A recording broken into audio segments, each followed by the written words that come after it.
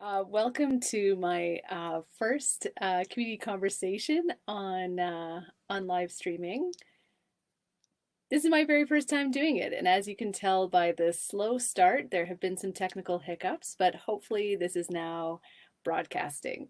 Um, so hello and welcome everyone. I'm just going to get confirmation that the world can see me, but just give me a moment. We'll see if my team is there, or if anyone can message me. I thought that I would be able to see comments as they go by, but I do not even see a place where I could see comments. Okay, I'm hearing that I am live. That's fantastic. Um, oh, and I think I can see where the comments will come up. Okay, so we're in business. Hello, good evening, everyone. It's really lovely to be here.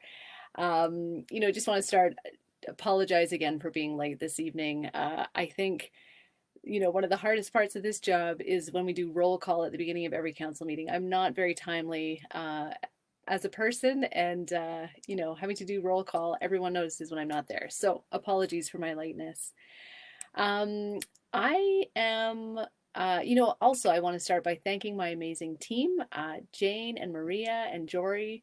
And Jane, see, there she is now testing comments for me. So I'm really grateful. I wouldn't have made it tonight if it wasn't for them. I really appreciate them getting this event set up and appreciate all of you for taking the time to join as well. I didn't have a huge agenda in any way. My favorite thing is just hearing your questions and getting to respond to those. So very, very happy to hear your thoughts. If anyone is there and would like to send a comment or a question, I can continue talking until then, but very happy to hear your questions and respond to what you'd like to hear about that's happening in the ward. And gosh, there's certainly a lot going on. It's been just over 6 months now that I've been in the role, and every day has been an interesting one and a busy one. But certainly, I'm just so grateful to represent this area and all the wonderful people of Odayman and of Edmonton. I think it's been great getting to get to know other parts of the city as well as my colleagues bring forward things in their area as well. I recently posted sort of a 6 month retrospective. So first of all, I should say I know that I've been very quiet recently, or since starting. I was just, there were so many things going on, so many priorities that I saw that communications is something that just absolutely fell off my plate. But it's something that I'm really keen to be getting back into and connecting with all of you more often. So really excited for this opportunity to speak and as part of my communications efforts, I did write a blog, 3 blogs recently, actually, probably the longest and most epic blogs that I will ever write. But just sort of reflecting back on the past 6 months and what we've been up to and some of the highlights for me. Um, it's funny, day to day, um, it can seem like you're not getting anything done, but it was neat kind of looking back over the last 6 months and seeing what was there. I see Lisa Brown. Hi, Lisa Brown. It's lovely to hear from you. Um, yeah, Warehouse Park. That is a huge investment happening in our community. Something that, in principle, I'm really excited about. I think having that investment in our downtown is really key and is going to make our downtown more livable. Um, but Lisa, why don't you start up? I have to confess. So I have to confess that I have not had a chance to look at the detailed designs recently. I know that the shape of the park has changed, that we've acquired a bit more land. I know about some of the adjacent developments that are happening. I think probably the biggest, well, sorry, I should also say I'm really excited, of course, that permanent public washrooms are going to be incorporated as part of that. I do know that one of the tensions that has come up is just around the presence of a community league building on that park. So I know Deckel has some interest in having a community league building there. I think there's some hesitations just around how that could be incorporated into the park. So yeah, lots of details to be worked through. Um, yeah, I Lisa, you tell me your thoughts on Warehouse Park. Would love to hear where people think I need to be focusing and what people are seeing so far. And also just to encourage everyone who may not be aware that there's an engagement happening right now, you can provide your thoughts and feedback on some of the initial designs of Warehouse Park, and those will help refine. So Patricia, I see that you're here as well. Did you have some questions? Oh, thanks, Jane. Jane has posted. Oh, Monique, how did the well, thanks, Monique. So Monique's wondering about, what will be different about the warehouse park, just in terms of, how well it's used, and just issues with concerns. I think what I'm reading from your comment is just, sorry, I'm learning how to multitask in terms of looking at the comments and responding at the same time. Yeah, I mean, right now downtown is hurting in many ways. I think the past few years have been a huge challenge and particularly difficult after sort of seeing downtown come together, really become that vibrant place that I think we all wanted it to be. But we've definitely taken some steps backwards with the pandemic and over the past 2 years. So I think one thing I'm really excited about in terms of how the warehouse park is going to be different from of the other downtown parks. So first of all, I'd say I think having more people downtown, having a bigger residential base downtown is a key part of that. And I think a big challenge with, I'm thinking of Churchill Square, of Beaver Hills Park. One of the biggest challenges with those spaces is they don't have much residential overlook. They're sort of secluded. There's not a lot of activity. There's not a ton of reason to kind of walk through those areas, especially in the evenings. And I think that leads to, places not feeling as safe. So what I really like about Warehouse Park is that it really is designed to have so much active edge around it, really have that overlook, have that animation. I think that makes a huge difference in terms of the feelings of safety. In terms of cleanliness, again, we've been able to divert some extra resources for downtown cleanliness, having enhanced cleanup crews. So definitely looking to continue to see that improvement there. I do think Alex Dakota Park is a really great example, actually, of how it was designed with a specific function. So you do see people going there with purpose. It is more animated. I think it's a great example of how the quality of design and the intention in the design can really help make spaces feel safe and accessible. And I am excited too, with Beaver Hills Park going through a renewal, Centennial Plaza as well behind the library. I think there's lots of opportunities to really revamp our downtown spaces.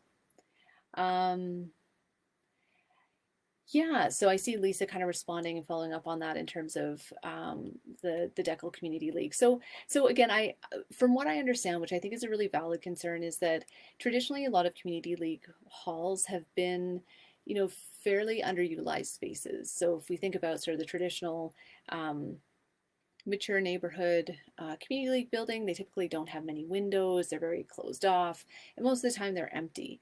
So I think that's the main concern in terms of ensuring that what we have in the park are really animated, vibrant buildings. And so I think I think there's an opportunity there to consider, how could that traditional community league use, be rethought. I think there have been some more opportunities opened up in terms of community league buildings being able to be used for, yoga classes that the community league doesn't have to organize directly. So again, I think it's kind of looking for that balance and integration with a potential building on Warehouse Park. But if that's something that you'd like to see in the park, if you'd like to see DECL have a place there, I really encourage you to include that in your feedback. Jane has very helpfully posted the link to that. So just more project information and more about the engagement as well. I'm just going to scroll through. I want to go back. Patricia, I know you had raised a hand earlier. Just wondering if you wanted to share your question. Or if you're just saying hi, that's also very nice. Oh, hi, Bruce. The new gondola. Oh, interesting. I didn't know that my colleague had taken a strong stance on it. I'm still waiting for a lot of more details. I have to confess that I am somewhat skeptical of it. The true value that I see in the gondola is providing that north-south connection from downtown to Whyte Ave. So right now, it's like if I find myself on 104th Street and Whyte Ave and I want to get home or I want to get to downtown, it's just like, it's so circuitous to take public transit right now. So for me, that's really the promise, or the thing that I'm most excited about, is that potential for the direct connection from downtown to the south side. But there's a lot of details that are really important to work through. So of course, environmental impact in the river valley is really considerable. For me, it's really important that any new infrastructure that's going in is on already disturbed land, so that we're not disturbing any of the natural habitat that is still intact in the river valley. That's really key. Also, being really mindful of archaeological impacts. So particularly in terms of Indigenous cultural artifacts in proximity to the power station. That's a really big one. And of course, just ongoing operational impacts in terms of noise and light pollution. Again, I think those are details that can be addressed, but it's really important that we get those details right if it's going to be a successful project. And Jane has very helpfully shared the link for more information about that. Oh, the other thing I should say too, I'm very pleased, again, the gondola project is not something that I would prioritize for public funding. So the fact that this is going through a private funding mechanism, that's great, because I don't think it's the place for public investment. But if a private investor wants to take that on, I think it could add to our community. But the other piece there too is just making sure that there's some very, very clear assurances for the city in terms of stranded assets, that we don't end up with an abandoned cable system that we can't make use of. So those are the things that I'm watching for as we start to have more decisions in front of us. So Patricia, thank you. I'm just just hearing from you, Patricia, about the gap in services to address the issues in your neighborhood. So particularly around the 211 call, so that's the crisis diversion teams. Interesting.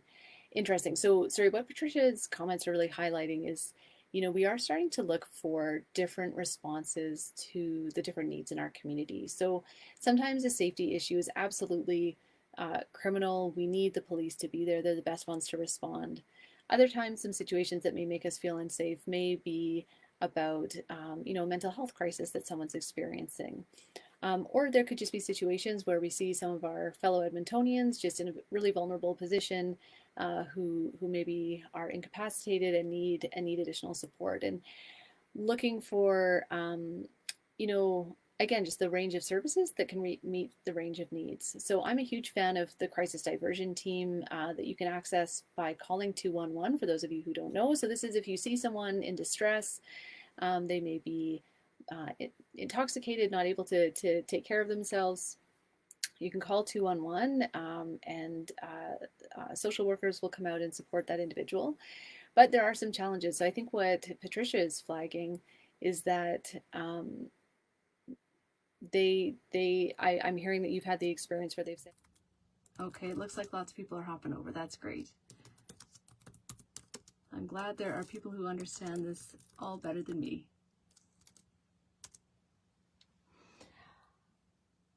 Okay, thanks, Andrew. That's great. And maybe even my team, when they join us, maybe they can add the link to this one. But in the meantime, if anyone here has, oh, Maria made it. Hi, Maria, you did find it. Maria, if you're able to find a link and could add that to the message board in the live stream, that would be great, and then we can get people to hop over. Perfect. Okay, we're rolling. I'll just be holding my phone for the next 25 minutes. Thank you all for jumping over and for sticking with this. Oh, thank you, Monique. You were all very, very, very patient with me. Thank you so much. But yeah, we were really talking about some of the issues around safety in our community, and people, not being able to reach out to the support that they needed. So all that to say, I really hear that. I really hear the need to have the right resources for the right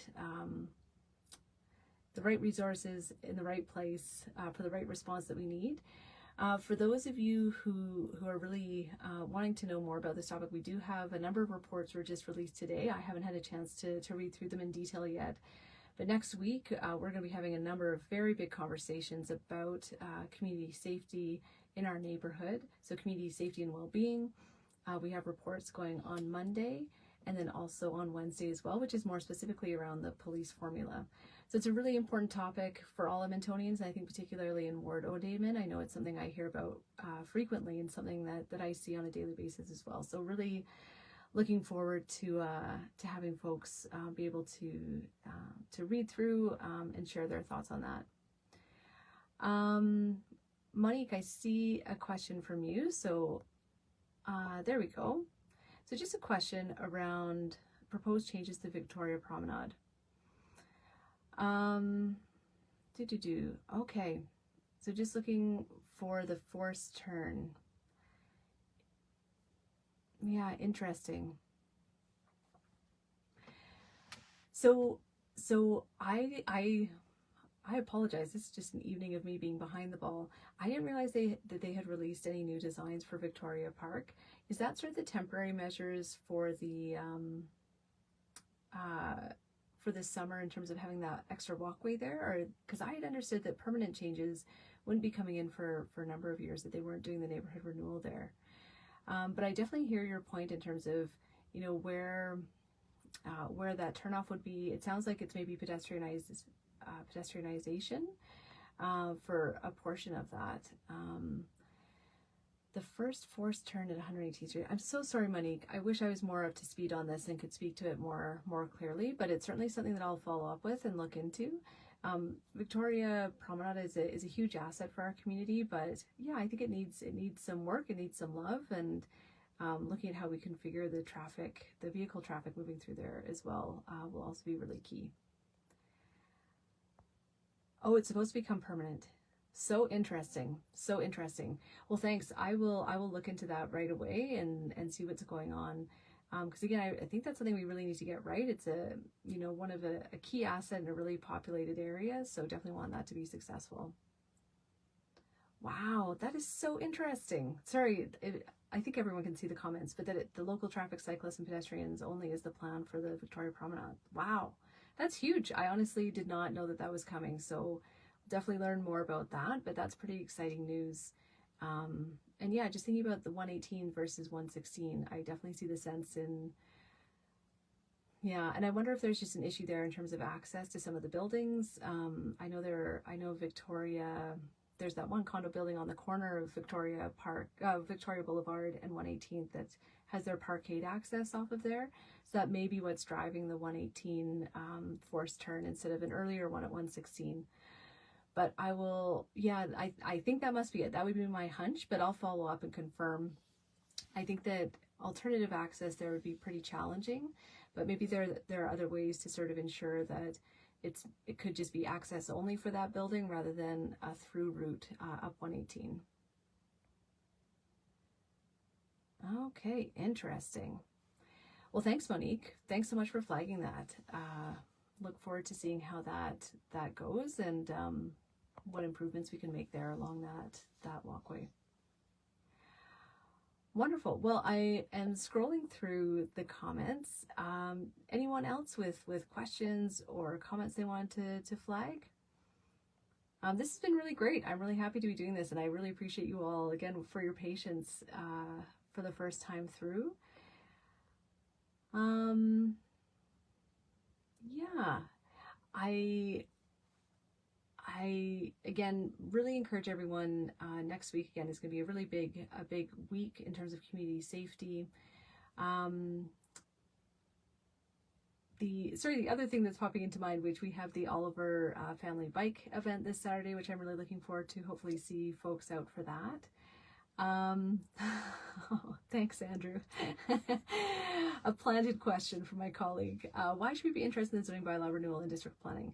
Yeah, so those are two incredibly exciting initiatives that will be happening over the next year, and ones that I have a lot of history and interest in. So I had the chance to be one of the managers on the zoning bylaw team for a couple of years, and it really, zoning regulations seem incredibly boring, incredibly dry, but they're so fundamental in terms of how we build our city and what our community looks like.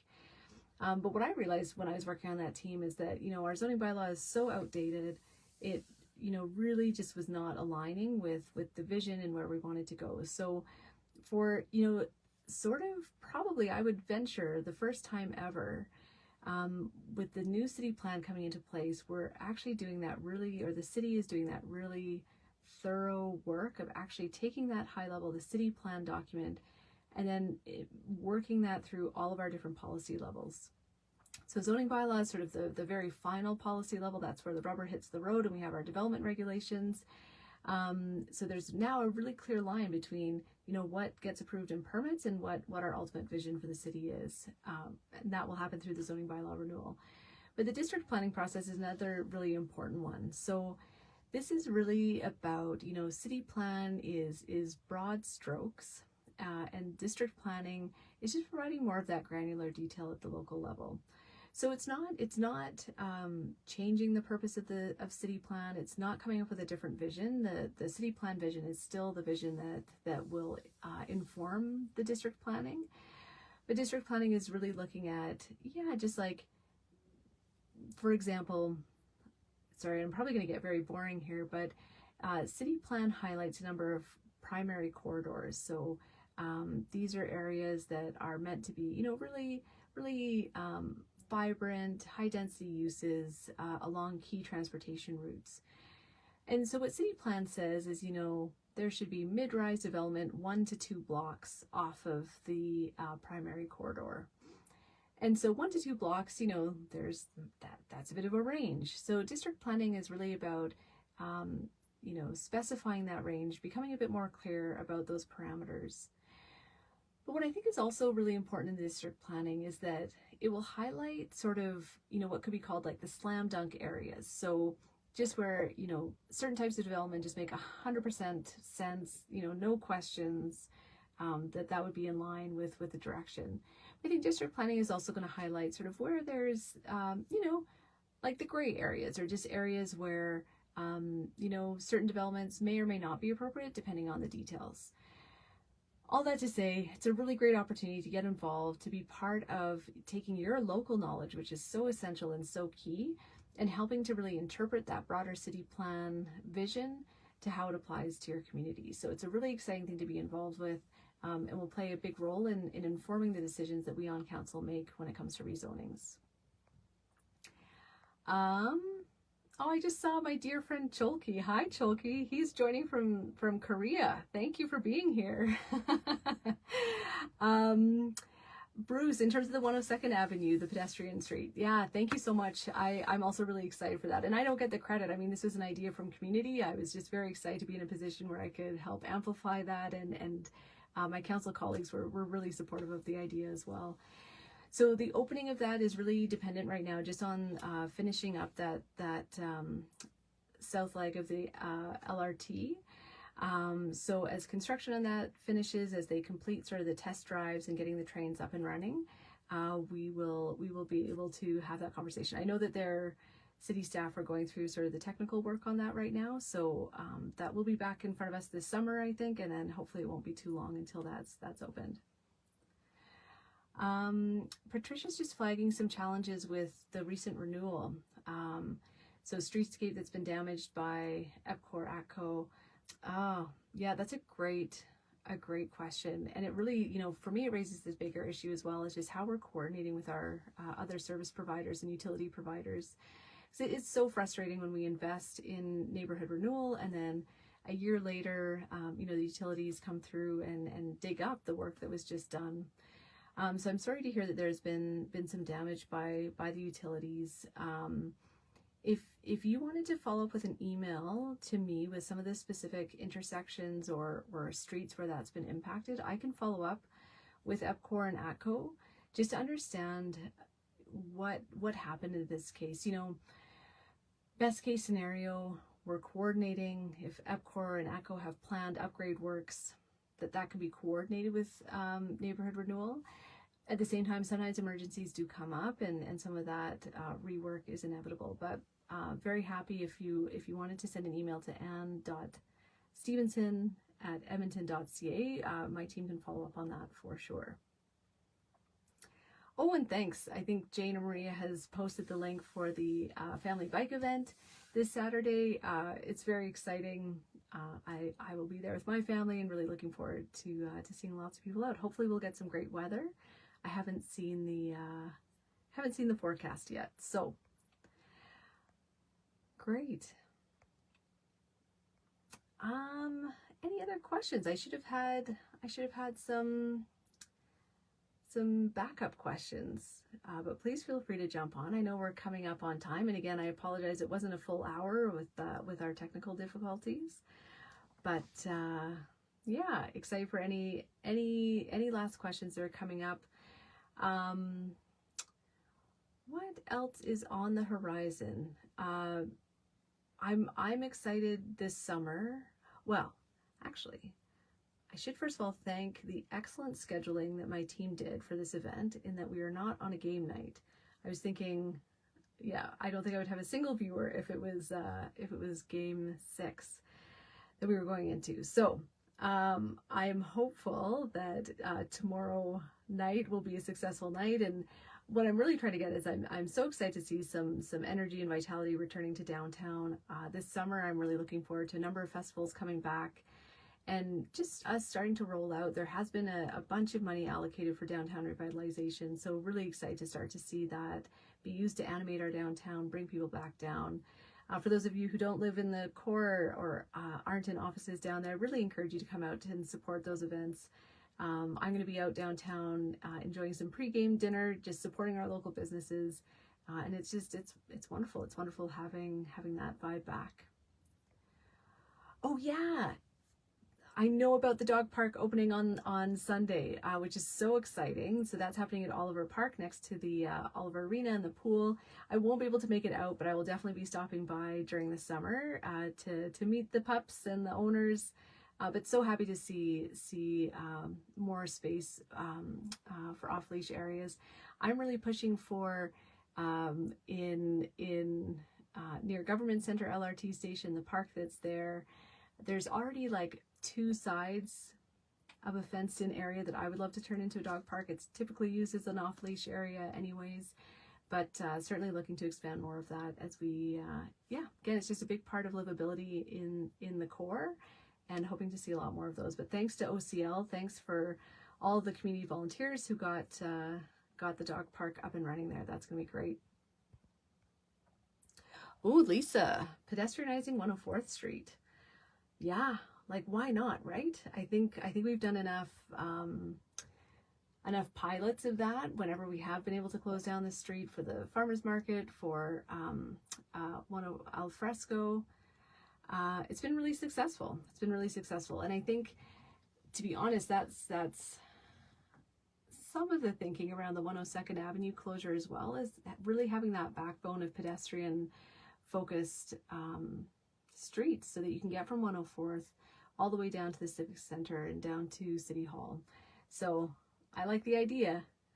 We'll yeah, I don't see why not. Maybe we'll think about advancing that more. We've got another blog post. Oh yeah, and just generally, I've just relaunched my website, so some more information there. And yeah, I'll be blogging a bit more regularly too, so just sharing some thoughts. The biggest ambition, and we may not have it happen until the summer, but is to reboot. I had a podcast throughout the campaign. I really enjoyed that, just as a way to connect with people, talk to people. So something that, again, it takes some time, but hopefully getting it up and running again in the summer and launching again in the fall. Just have another way to communicate. Oh, and that's another thing, you know, I really wanted to thank everyone for their patience. I think, you know, being available as a counselor is so important. It's something I'm really committed to, and I love connecting with people, love having the chance to meet in all different formats. But yeah, I am trying to balance my family life as well. So I, you know, between 5 and 7:30 is when I really try to stay focused with my family. So if for whatever reason you have an event and it's during those times I'm not able to attend, you know, really apologize, but it's not that I don't want to connect. I do anytime, well, not anytime, I guess not during the dinner hours, but really looking to connect with folks in lots of different ways, recognizing that I've got some limitations on that side, but definitely want to be available for you all. Oh yeah, the Arlington. Yeah, great question. So I'm so pleased that I have a satisfying answer to give you on that. So Bruce is asking about the Arlington that burned down on 100th Avenue, and is it 107th Street, I think, 106th or 7th Street. And it's just been a derelict site. It's been a derelict site for, 16 years. I can remember going to parties at the Arlington, so I can't believe that's more than 16 years ago. But we have made a motion, and I know Councillor Knack has been working on this for many, many years, to actually introduce new tax subclasses. So what that means is that we could tax that property at a much higher rate, because right now they pay very low property taxes, and there's no incentive to clean up that site or redevelop that site. It doesn't cost much for the owner to just hang on to it. So I'm really excited that we are finally exploring the opportunity to tax vacant and derelict sites differently. I know that it's not alone in terms of the unsightly sites that we have across the ward. So I think this is a really important step. I think it's a really important tool in our toolbox that we need to be making more use of. So just super glad that we'll be moving forward with that, and hopefully see something more than the ruins of the Arlington on that corner. Lisa, I just see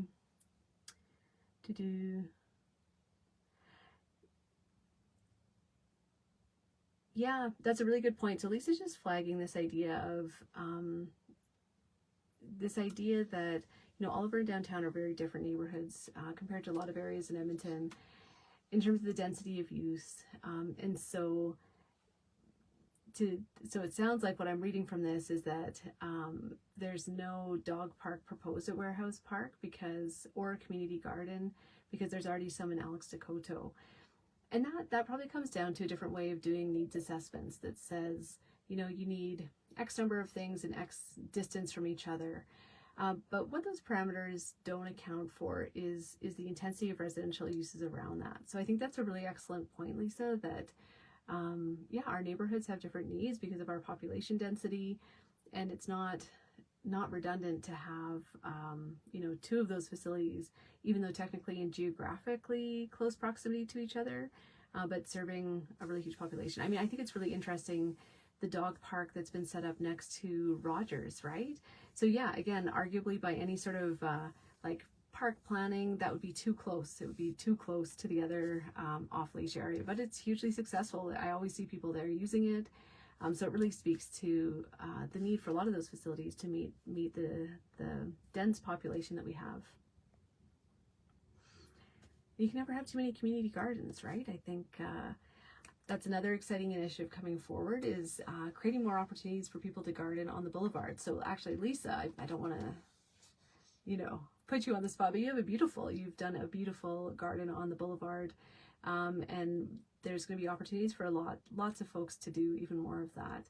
So it's going to be interesting in Oliver, where hundreds of us could be sharing the same stretch of boulevard, and in terms of how we allocate that and access that. But I think it's a really great opportunity for those that have an outdoor green thumb, which I do not. I'm not a good gardener. I'm a good home plant maintainer. But just to have more people be able to garden in our community. Yeah, so Jessica was asking about the dog park next to Rogers. That's my understanding, that it's not permanent. So this was an initiative, I think, of the Cates Group, who own that land, and it is just meant to be an interim use.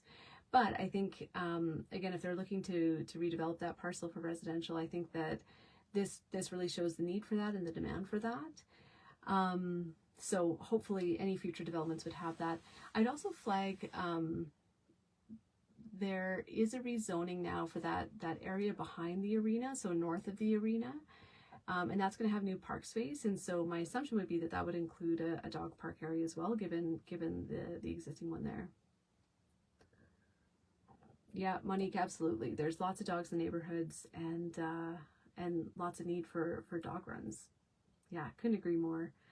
You know what? I actually, the dog population, I think, is a really interesting indicator for me. So I moved in to my condo just before the Hendricks opened up. So, that was a really significant development, one of the tallest towers that we have in our community. And I know there was a lot of fear about increased traffic, congestion. What's been fascinating is the only difference that I've noticed is just the far more people walking dogs in the neighborhood, which adds animation, which adds safety. So I think it's great to see. And I think if we want to see that type of vibrancy, have that type of community, we need to be providing the dog parks as well. Wonderful. Well, we're into the last 5 minutes. Happy for any last questions, but mainly just so grateful for everyone who stuck it out through the technical difficulties, through the late start. This has been really fun. I really appreciate having the chance to connect with you all. I look forward to future ones. I know Councillor Knack was kind enough to have me on his Facebook Live, so I'd love to return the favor at some point. Looking forward to having more in-person conversations as well. So, never hesitate to introduce yourself, say hello if you see me in the parks or around town. Always really happy to say hello and hear what's up. We are just about starting to be on top of emails. So for anyone who's emailed and you've been waiting for a response, I do apologize. It's just been an overwhelming volume. But again, thanks to my awesome team, we've got a system in place, hoping to get back to you in much more timely manner moving forward. So thank you all. Thanks. Yeah, that's a great idea. Monique is suggesting I do this again, but ask some questions ahead of time. I should also have some speaking notes and, some topics that I can speak to. So thank you. This has been a learning experience for me. Definitely look forward to many more in the future. And thanks, Lisa. Really looking forward to the bike event too. Thank you so much for organizing that. And we'll see you all there. Thank you so much. I'm going to sign off. Have a wonderful evening. It's been a real pleasure. Thanks for spending it with me. Bye now.